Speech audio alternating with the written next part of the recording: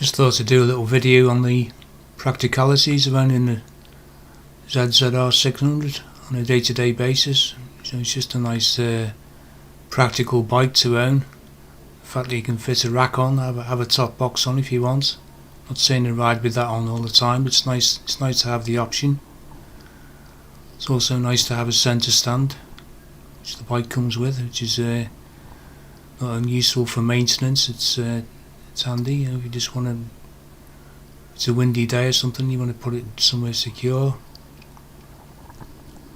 The fact that it's got a low seat height as well, even at only 5'8", it can reach the floor quite easily with a bend in each leg as well, and I can push it around with my feet if I want to, backwards. Still starts no problem, even though it's got carbs on it. I like it has a nice tight turning circle as well for a sports bike. You can get it round in tight spots like that. Just the overall practicality of the bike. It's just all the nice little touches, little lockable cubby hole on the front fairing.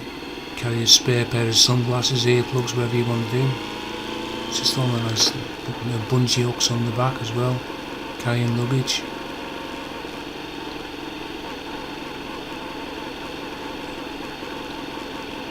It's when you've ridden a bike like this, you realise, you're back to something more modern that doesn't have all these little things on it. You think the modern bikes are so basic, aren't they? You compare this to something like an ER6 or something, which is probably like a modern equivalent to this. You get nothing really, do you, on that bike by comparison.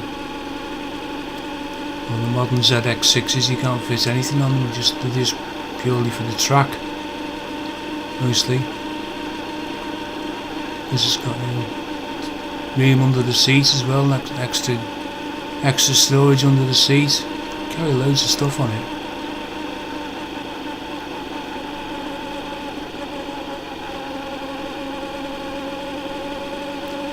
It's good the way Kawasaki, well, back in the day, they thought about the rider and what the rider actually wants from a bike.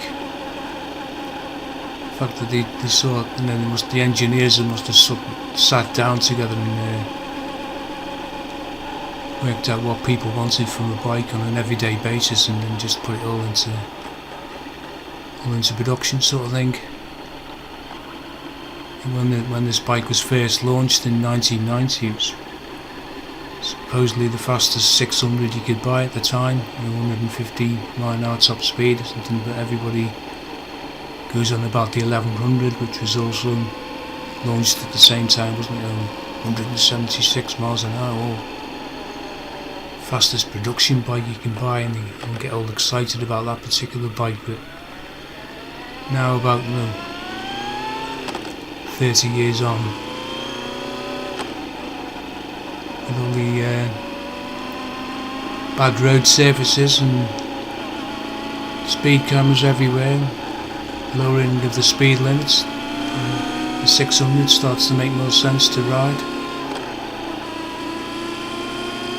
Suspension is quite soft on this bike as well, so even if you start pushing it, it does get a bit wallowy. At least it gives a comfy ride for long distance.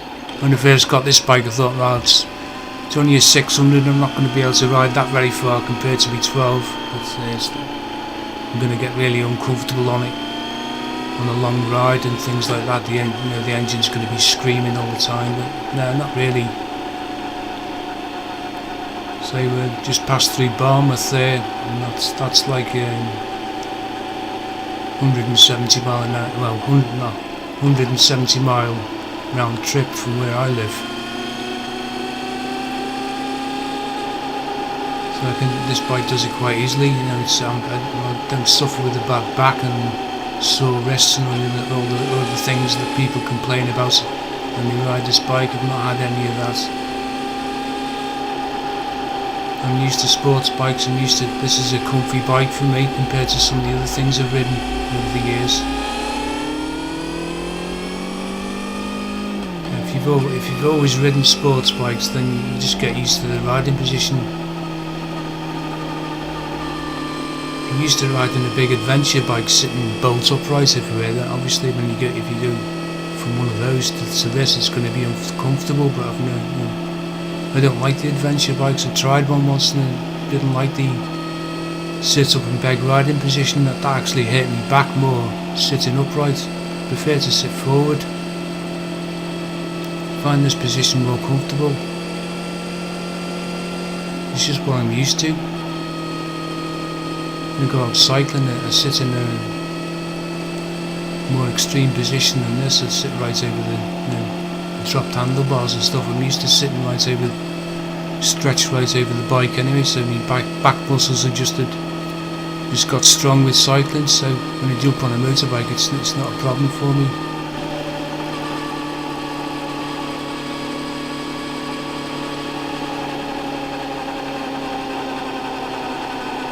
This is actually some older footage, so I've still got the original exhausts on the bike and the original screen, but otherwise it's the same as what it is now. So it's just an early run of the year really. First sunny day I think we had this year, so out on the bike. It's a pretty cold day as well, but it's just nice to get out.